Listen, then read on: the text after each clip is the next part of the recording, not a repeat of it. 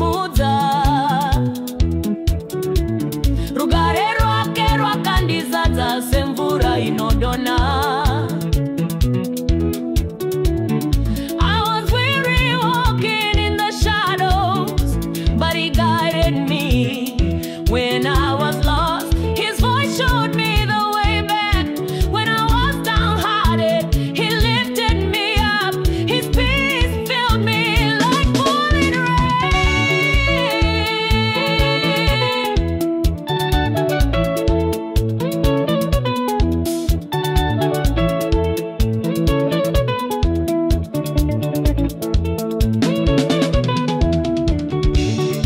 Mumadima cheza chake chakapenya pamusoro pangu bandanga ndichichema akandipukuta misodzi akaisariyo mumoyo mangu akandipatariro isingaperi. In the darkness his light shone over me. When I was crying he wiped my tears away. He placed a song inside my heart and gave me hope that will never end.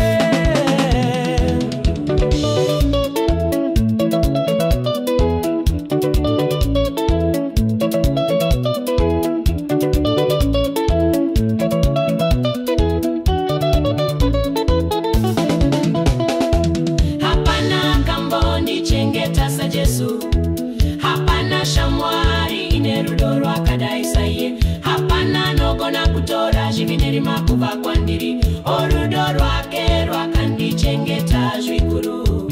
No one ever cared for me like Jesus. There's no other friend so kind as he. No one else could take the sin and darkness from me. Oh, how much he cared for me.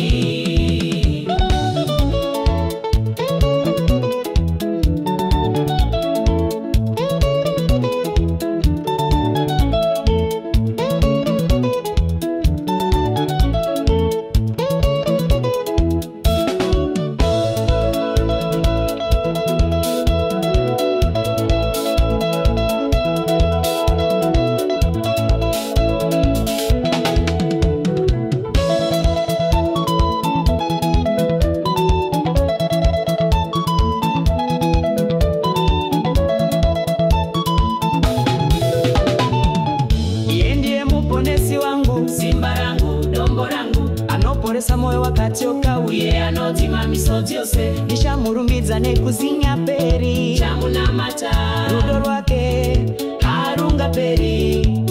He is my savior, my strength and my rock, who heals the broken heart and wipes away all tears. I will praise him forever, I will worship him, for his love will never end.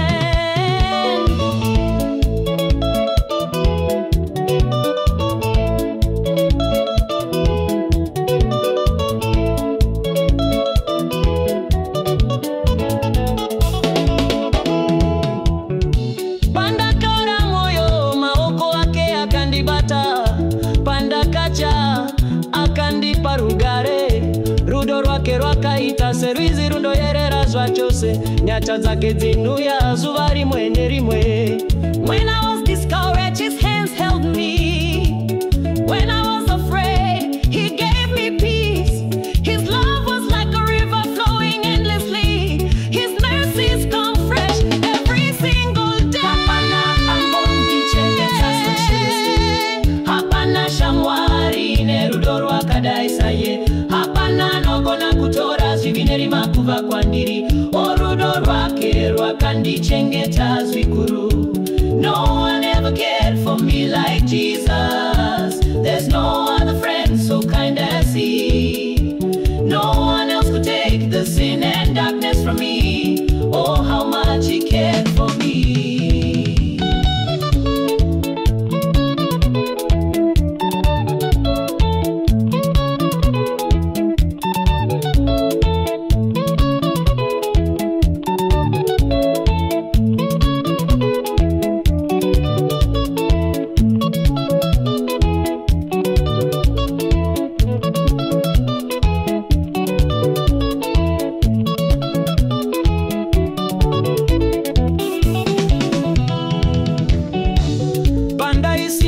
tariro, akandidana nezita rangu, pandanga ndarasika, akanditsvaka akandigamuchira, pandanga ndaroa, akandiporesa neruoko rwake, akandiisa panzvimbo yakashengeteka nekusenga peri. When I had no hope, he called me by my name. When I was lost, he sought me and embraced me. When I was wounded, he healed me with his hand and placed me in safety forever.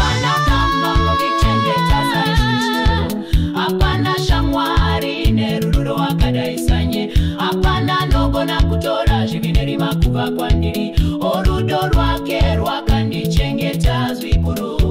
No one ever cared for me like Jesus. There's no other friend so kind as he.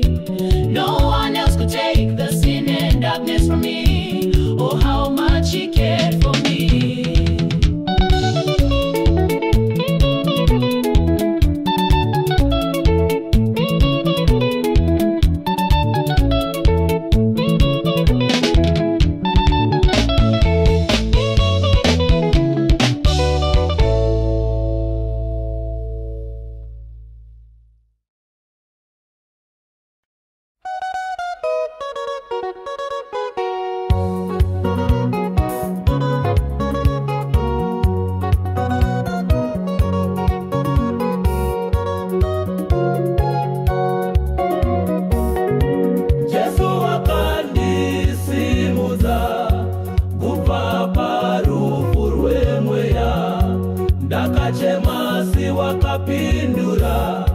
Jesus lifted me from the depth of my soul. I cried and he answered me.